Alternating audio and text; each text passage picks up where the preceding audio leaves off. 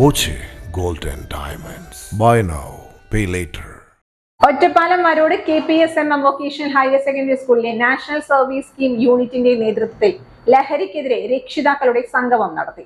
Shoranur DYSP R Manoj Kumar ഉദ്ഘാടനം നിർവഹിച്ചു.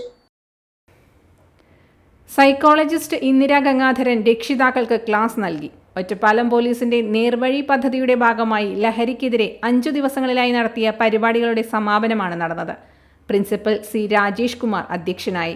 Sub inspector PV Subhash, programme officer TP Pradeep Kumar, T Kabir, K Krishnadas, അധ്യാപകരായ Saji PJ, Aishwarya M, Arunima P Nair, Smitha P, Geetha CB, NSS volunteer leader K Aishwarya തുടങ്ങിയവർ സംസാരിച്ചു.